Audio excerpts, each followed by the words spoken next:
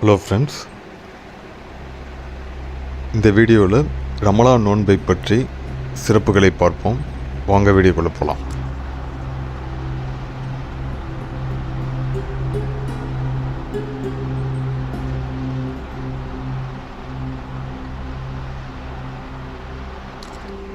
எல்லா புகழும் இறைவனுக்கே. இதோ இன்னும் ஒரு நோன்பினை நாம் அடைந்திருக்கின்றோம்.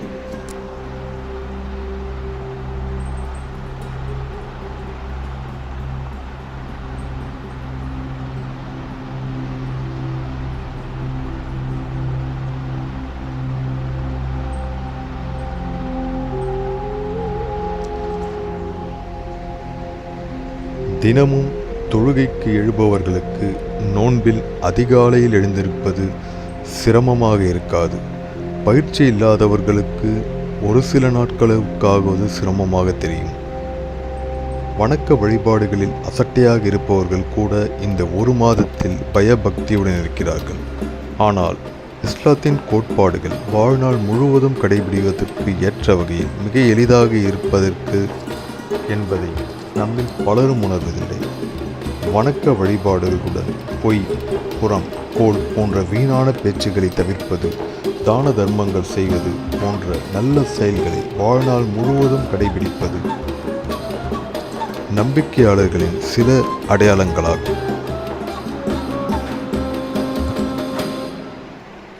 அரபு மொழியில் நோன்பு என்பது தடுக்கப்பட்டவைகளில் இருந்து விலகி இருத்தலை குறிக்கிறது. அதாவது நோன்பு நோற்பவர்கள் அதிகாலையில் இருந்து சூரியன் அஸ்தமிக்கும் வரை நோன்பு குறித்த நடைமுறைகளையும் பேணுதல்களையும் தவறாது கடைபிடிக்க வேண்டும். நோன்பு பருவமடைந்த முஸ்லிமான ஆண்கள் பெண்கள் மீது கடமையாக்கப்பட்டிருந்தாலும் முதுமையின் காரணமாக இயலாமை, கடுமையான நோய், கருத்தரித்தல், மாதவிடாய் இன்னும் இறைவன் குறிப்பிட்டுள்ள இது போன்ற தகுந்த காரணங்கள் இருந்தால் மட்டுமே விலக்களிக்கப்பட்டுள்ளது.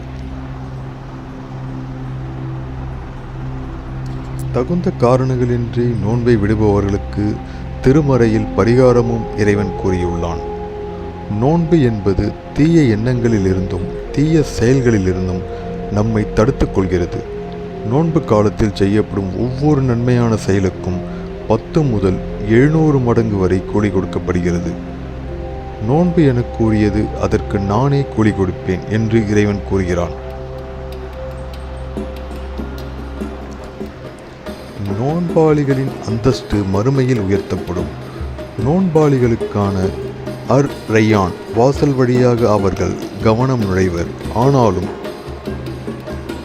எவர்கள் தாங்கள் நோன்பு நோற்றும் விலக்கப்பட்ட தீய பேச்சுகளையும் தவறான செயல்களையும் விடவில்லையோ அவர்கள் உண்பதையும் குடிப்பதையும் விட்டு விடுதலில் அல்லாஹ்வுக்கு எந்த தேவையும் இல்லை. அவர்கள் எந்த நன்மையையும் அடைந்து கொள்ளவும் மாட்டார்கள் என்று திருமறை கூறுகிறது.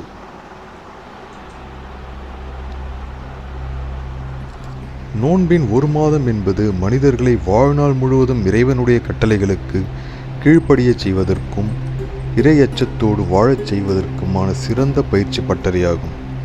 இதை நாம் ஒவ்வொருவரும் உணர்ந்து கொண்டால் இன்ஷா அல்லாஹ் அளப்பரிய நன்மைகளை நாம் அடைந்து கொள்ளலாம்.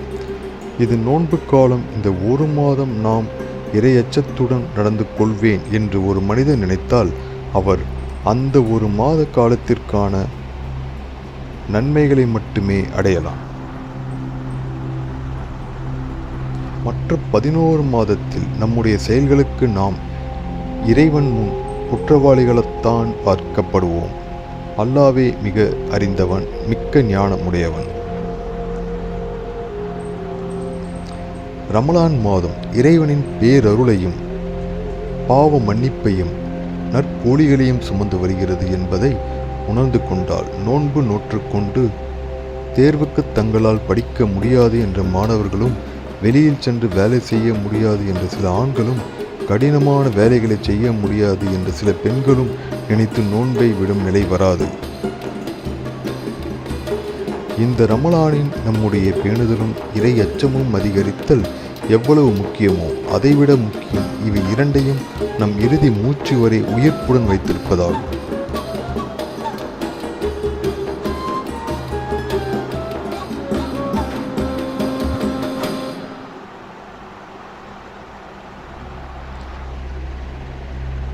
அனைவரும் ரமலானை வரவேற்போம்.